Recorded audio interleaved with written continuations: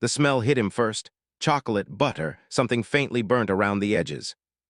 It drifted down the hallway of a house that hadn't smelled like anything but stone and glass cleaner in 3 years. And for a second, Daniel Ashford genuinely wondered if he'd walked into the wrong home. He hadn't. This was still the same 14,000 square foot house he'd bought after his second acquisition closed. The one with the wine cellar he never used, and the pool he hadn't swum in since the summer before everything fell apart. Daniel was 35 years old, the founder of Ridgeline Freight, a logistics company that had rewritten how half the country got its packages overnight. His face had been on the cover of 3 business magazines in the last 2 years. He had more money than he could spend in 10 lifetimes, and most nights he ate dinner standing at his kitchen island, alone, scrolling through spreadsheets on his phone, because the silence in the dining room felt like it had teeth. 3 years ago, there had been a woman in this house who made it feel like something other than a very expensive storage unit. Claire had been the one who filled it with noise, with plants she forgot to water, with a laugh that carried through 3 rooms. She was 4 months pregnant on the night. A driver ran a red light on Cobb Avenue in the rain and took both of them from him in the space of about 4 seconds. Daniel didn't remember most of that night. He remembered the hospital hallway. He remembered a doctor's face doing the thing doctors' faces do right before they say something a person never recovers from. After that, Daniel did the only thing he knew how to do. He worked. Work didn't ask him how he was sleeping. Work didn't have a half-finished nursery upstairs with paint samples still taped to the wall. He left before the sun came up most mornings and came home after the house had already gone dark, which meant, for the better part of 3 years, he almost never saw the woman who kept that house running. Her name was Elena Ruiz. She'd been his housekeeper for close to 2 years, and if you'd asked Daniel to describe her, he probably could have told you she was punctual and thorough, and that she always left a note on the counter if something needed his signature. That was about it. He knew almost nothing else about her life, which, if he'd stopped to think about it, might have embarrassed him. He didn't stop to think about it. Grief has a habit of making a man look straight through the people standing right in front of him. What Daniel definitely didn't know much about was Elena's daughter. Mia was 3 years old, with a mess of dark curls and eyes that seemed too big for her face, and on the days her daycare fell through. She came to work with her mother, and got tucked into a corner of the laundry room with a coloring book and strict instructions not to touch anything.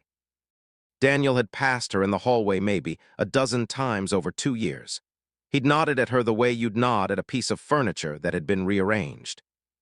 This particular Tuesday started out looking exactly like every other Tuesday for the last 3 years.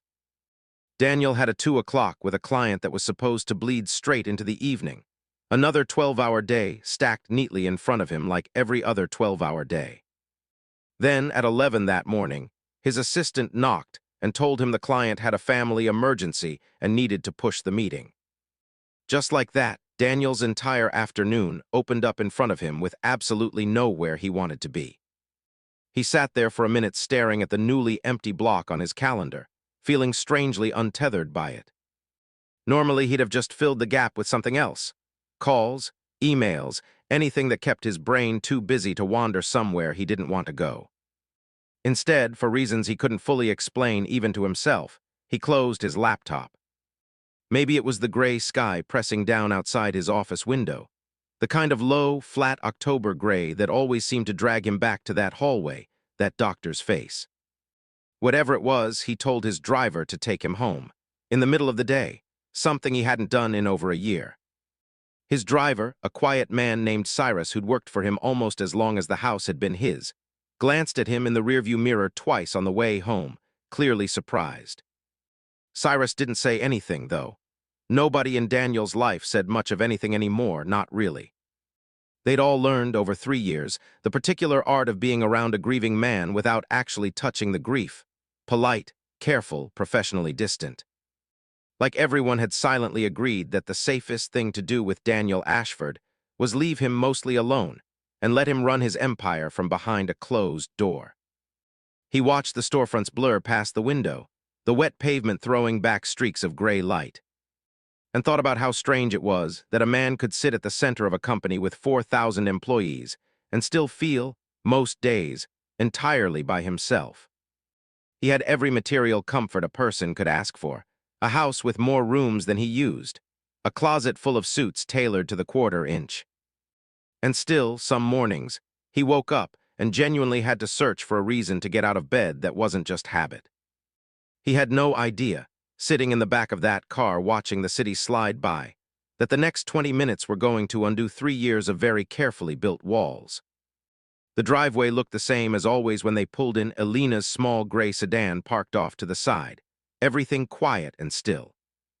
Daniel let himself in through the front, already bracing for the particular silence that lived in that house, the kind that felt like the building itself was holding its breath. Instead, he heard something that stopped him dead in the entryway. Laughing. Small, bright, delighted laughing coming from somewhere near the kitchen. He stood there a second, genuinely confused, like he'd misheard. Then, without really deciding to, he started walking toward it, his shoes silent against the marble. He didn't call out. He didn't want to break whatever this was before he understood what it was. He reached the kitchen doorway and stopped cold. In the middle of his enormous, catalog-perfect kitchen, the kind of kitchen with imported tile and marble counters that had probably been used for actual cooking a total of 6 times since he bought the place, stood Mia. She dragged the little wooden step stool up to the island, the one Elena used to help her wash small dishes, and on the counter in front of her sat a mixing bowl nearly as big as she was. Inside it was a genuine disaster. Flour, eggshells, half a stick of butter smeared in places butter had no business being. Her hands were coated white to the wrist, and she was stirring that bowl with a wooden spoon that was almost too big for her to grip properly, humming to herself, completely lost in the job. Elena was nowhere in sight. She'd stepped out for maybe 90 seconds to grab towels from the laundry room 1 floor down, certain she'd left her daughter with a coloring book and nothing else within reach. Daniel just stood there. Part of him, the part that ran a company, that noticed the flour dusted across 3 feet of counter and the egg carton knocked onto its side, cataloged the mess automatically. But before he could say a word, Mia turned and spotted him in the doorway. Her eyes went huge. He braced for tears for the guilty scramble of a kid caught red-handed. Instead, her whole face lit up like she'd been waiting for him. "Mr. Daniel," she said, delighted, "you came home too early." "It's not ready. What are you doing, sweetheart?" His voice came out rougher than he meant it to. Mia looked down at her bowl with the total seriousness of a chef unveiling a masterpiece. "I'm making you a cake," she announced. "Mommy said you always sad. She said you eat lunch by yourself and don't smile, so I wanted to make you happy food." Like a surprise, something cracked open in Daniel's chest, fast and sharp like ice giving way. He stepped further into the kitchen, eyes moving from her flour-caked hands to the wreckage around her, slowly piecing together what must have happened. This 3-year-old, barely tall enough to see over the counter, had apparently decided entirely on her own that the sad man in the big empty house needed a cake. Not because anyone told her to. Because in her small, uncomplicated view of the world, sad people needed something sweet, and something made with love could fix almost anything that was broken. "You wanted to make me happy," he repeated, lowering himself down to her eye level, careful not to spook her. She nodded so hard flour drifted out of her curls. "Everybody needs a happy cake sometimes," she said, like this was common knowledge. "My mommy makes me one when I skin my knee.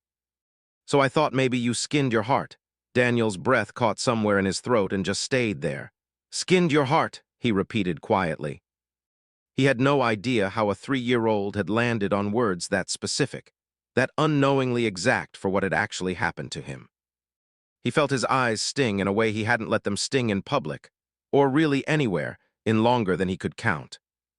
That was when Elena came rushing back in with an armful of towels and froze in the doorway at the sight of her boss, kneeling on the floor in what was probably a $3,000 suit, eyes wet.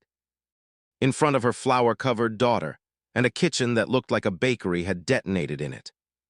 "Mr. Ashford, I am so sorry," Elena said quickly, dropping the towels, rushing forward. "I stepped out for 1 minute. I told her not to touch anything. I'll clean all of this up right now. Elena." His voice was quiet, but it stopped her mid-sentence. He looked up at her, and whatever composed, unreadable expression he normally wore at work was completely gone. "Did you know she was planning this?" Alina hesitated, glancing between her boss and her daughter. She's mentioned wanting to make you something before." "I didn't think she'd actually try it by herself." "I'm so sorry, I'll pay for anything that's ruined." Nothing's ruined." Daniel said it again, softer this time, looking back down at Mia, who was watching the two adults with wide, worried eyes. Clearly sensing something important was happening that she didn't fully understand. "Nothing in here is ruined at all." He sat down right there on the kitchen floor. Didn't think twice about the suit, the flour settling into the fabric of his pants, any of it. "Can I help you finish it?" he asked. Mia's whole face went bright. "Really? You want to make the happy cake with me?"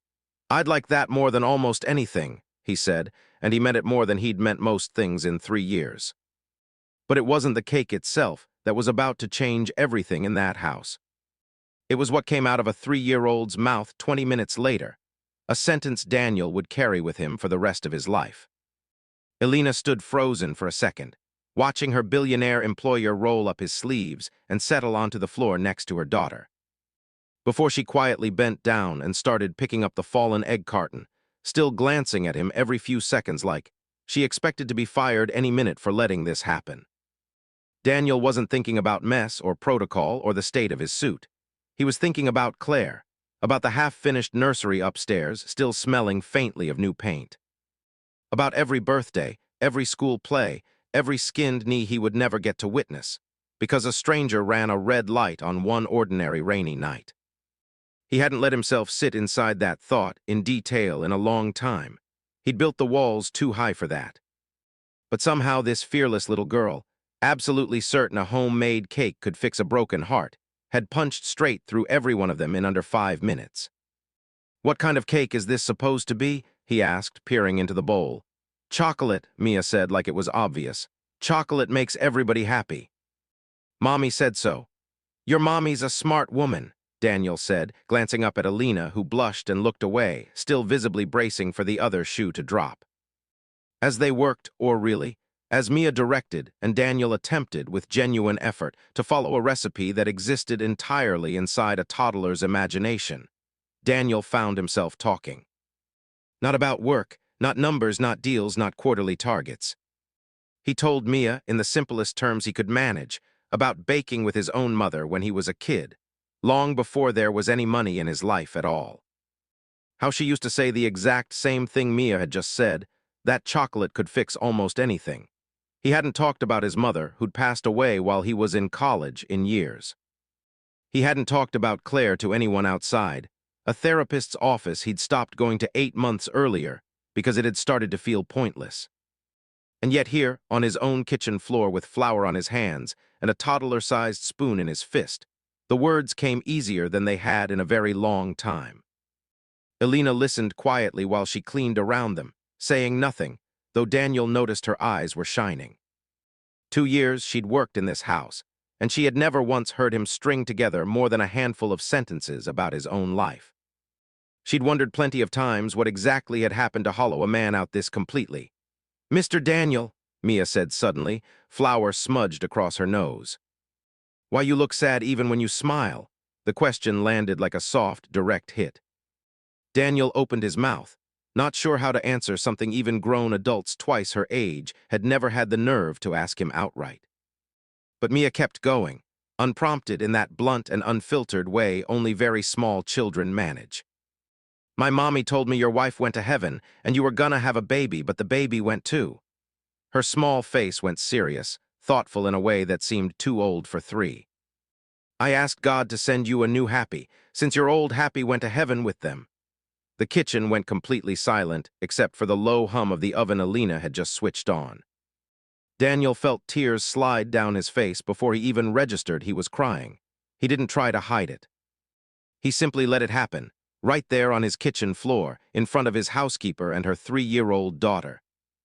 In a way he had never once allowed himself to in 3 long years of carrying this alone.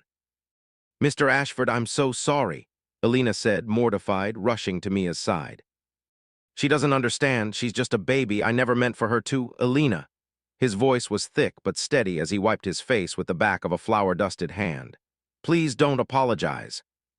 She's the first person in 3 years who's told me the truth to my face instead of tiptoeing around it." They finished the cake together, though cake was generous for the slightly lopsided, oddly speckled chocolate creation that came out of the oven 40 minutes later. Dense in some spots, strangely airy in others, a direct product of a recipe measured in a little bit of this, and a big scoop of that, overseen by a determined 3-year-old who insisted every single step be done exactly her way. But when Mia topped it with a wobbly, hand-smeared pink frosting heart, dragged on with a butter knife nearly the length of her forearm, Daniel thought it might genuinely be the most beautiful thing he'd seen in 3 years. "Happy cake for Mr. Daniel," she announced, sliding the plate toward him with flour and frosting on nearly every visible inch of herself. "Now you gotta make a wish and eat a big piece." He took a bite, too sweet in some places, slightly underdone in others. It was, without a doubt, the best thing he'd eaten in 3 years, not because of how it tasted, but because of everything sitting behind it. A little girl who looked at a stranger's grief and decided, with the simple, uncomplicated logic only childhood allows, that she could actually do something about it. It was in that moment, watching him eat cake at his own kitchen island, that Alina finally worked up the nerve to say something she'd been sitting on for weeks, something that was about to test exactly how much this afternoon had really changed him. "Mr. Ashford," she said carefully, "there's something I should have told you already. I kept putting it off because I didn't know how you'd take it." Daniel looked up, wiping frosting from the corner of his mouth. "What is it, Alina?" She took a breath. "Mia's father left before she was even born. It's just been the two of us since. I've been managing, but the agency that places me here cut my hours starting next month. Budget changes on their end, not yours. I only found out last week. I've been trying to figure out how to tell you and how to find a second job, because without those extra hours, I don't know how I'll," she trailed off, glancing down at Mia, who was now happily licking frosting off her own fingers, completely unaware of the conversation happening over her head. Daniel set his fork down slowly. He thought about the half-finished nursery upstairs. He thought about 3 years of walking through this house, like something halfway between a ghost and a stranger, barely acknowledging the people who kept it running while he disappeared into grief and spreadsheets, and let everything else fade into background noise. He thought about how in 2 years he had never once asked Alina a single question about her own life, beyond a hallway nod.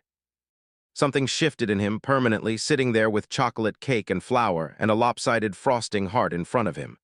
"Alina," he said slowly, "I need you to hear something. What Mia did today, what she's clearly been wanting to do for a while, means more to me than any deal I've closed, any award with my name on it, any headline. In 3 years, nobody in my life has said what she just said to me. Nobody's been brave enough or honest enough." Alina wiped her eyes with the back of her wrist, nodding, unable to get words out.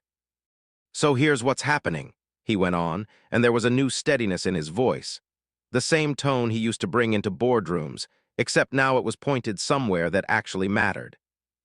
"Your hours got cut. I'll deal with the agency myself, and if it's an issue, I'll hire you directly. Full-time benefits starting now, and Mia is welcome in this house whenever you're here. Not stuck in the laundry room with a coloring book and a list of things she can't touch.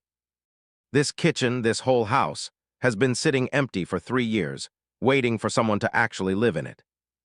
Today, for the first time, it felt like a home." Alina broke down completely, 3 weeks of quiet worry finally letting go all at once. Mia, seeing her mother cry, immediately abandoned her frosting-covered fingers and wrapped both arms around Alina's legs, patting her gently. "Don't be sad, Mommy," she said. "Mr. Daniel got his happy cake. Everything's okay now." Daniel looked at the two of them holding on to each other in the middle of his kitchen and felt something he hadn't felt since the night before he lost Claire. Not happiness exactly, something closer to hope, thin, fragile, but real. The next few months looked nothing like the 3 years before them. Daniel started coming home earlier. Not every single day, but more days than not, which was more than he could say for the entire time since Claire died. He learned, slowly and a little clumsily, How to actually exist inside a house that had felt like a mausoleum for so long he'd almost forgotten what it was supposed to feel like otherwise. Mia became a fixture in his life. She had her own step stool now, permanently parked at the kitchen island, and she and Daniel fell into a Sunday tradition of baking something new every week, always a little chaotic, always ending with a frosting heart on top, no matter what they'd made. He caught himself laughing in that kitchen more than once, easily and without effort, in a way that had felt physically impossible 3 years earlier. He finally finished the nursery. Not for a child of his own, not yet, though he'd started to let himself believe that might happen someday. Instead, he turned it into a bright little playroom stacked with books and toys. Somewhere Mia could spend her afternoons, instead of a cold laundry room under strict instructions not to touch anything. He kept his word to Alina, too. She came on full-time with real benefits, health insurance, a savings account started for Mia's future, things she'd never once dared to ask for. But the bigger shift wasn't in the paperwork. It was something harder to name. A genuine trust between them, built on the fact that her daughter had, completely by accident, pulled a broken man back from the edge of disappearing entirely. Daniel also started something new at Ridgeline. A foundation named for Claire, built to support single working parents, especially the ones in caregiving jobs like Alina's. The ones who quietly keep other people's households running, while remaining almost invisible in them. Scholarships, emergency funds, affordable childcare grants. When the board asked him what had prompted it, he told them, simply, that he'd recently learned exactly how much difference a little bit of support could make in one family's life. There was a night about 4 months in, when the foundation held its first small event, a modest gathering in a rented event hall downtown. Nothing like the black tie galas Daniel usually avoided if he could help it. He'd insisted it stay small, practical, focused on the families. It was actually meant to help rather than on cameras. Alina came, in a green dress she hadn't worn in years, looking equal parts proud and nervous standing near the back of the room. Mia came too, in patent leather shoes she refused to stop looking at, gripping her mother's hand and staring up at the projected slideshow of children's faces with wide, serious eyes. When it came time for Daniel to say a few words, he found himself, for the first time in 3 years, speaking without notes. He talked about a woman named Claire who used to leave her shoes in the middle of the hallway and never once apologized for it. He talked about a nursery that sat unfinished for 3 years because he couldn't bring himself to walk past the open door. And then, glancing toward the back of the room, he talked about a chocolate cake that showed up on an ordinary Tuesday afternoon and reminded him that grief, however enormous, doesn't actually get to have the final word. A few people in the audience were crying by the time he sat back down. He noticed Alina wiping her eyes too, one arm wrapped around Mia's shoulders, and for once in his life, being watched by a room full of people didn't feel like something he needed to survive. Almost 6 months to the day after that first lopsided chocolate cake, Daniel found himself back on the kitchen floor. This time helping a now 4-year-old Mia decorate cupcakes for her preschool class. Alina stood nearby, laughing at the mess the two of them had made, flour and rainbow sprinkles scattered across the same marble counters that used to sit untouched and cold for weeks at a time. "Mr. Daniel," Mia said, frosting smeared clean across her chin the way it always seemed to be. "Are you happy now, for real?" "Not pretend happy." Daniel looked at her, then at Alina laughing behind her, then around the kitchen that used to be the quietest. Loneliest room in the entire house, and now smelled like vanilla and sounded like a family. He thought about Claire, about the child he never got to meet, about grief that, if he was honest with himself, would probably never fully leave him. But he also understood now, in a way he hadn't 6 months earlier, that grief and something like happiness could exist in the same room at the same time. They didn't have to take turns. "Yeah, sweetheart," he said, wiping a smear of frosting off her cheek. "I'm happy." "For real?" Mia grinned, satisfied, and went right back to placing exactly 1 sprinkle on each cupcake with the total focus of someone doing very important work. Daniel watched her and thought about how strange it was, the shape a life could take. A man could build an entire empire, could have more money than he'd spend in 10 lifetimes. and still be the poorest person in any room he walked into, until a 3-year-old with flour on her hands decided, all on her own, that his heart needed fixing. He'd learned something that year that he never expected to learn from a person who couldn't tie her own shoes yet, that the people who save us rarely come with power or wealth, or influence attached to their name. Sometimes they're the smallest person in the room, armed with nothing but a wooden spoon, a mixing bowl, and a heart too honest to understand why anyone should have to sit alone with their sadness. And sometimes, all it takes to bring a family back from wherever it's been lost is one determined little girl, one lopsided chocolate cake, and one afternoon nobody saw coming. So here's what I keep wondering about this one. If you came home one random Tuesday and found something like this waiting in your kitchen, what would you have done in that first 10 seconds? Would you have seen the mess first, or the reason behind it? Let me know in the comments where you're watching this from tonight. I read every single one. And if this story got to you even a little, do me a favor and hit like, subscribe if you're new here. And share it with someone who could use a reminder that healing sometimes shows up looking like flour on the counter and frosting on someone's chin. I'll see you in the next one.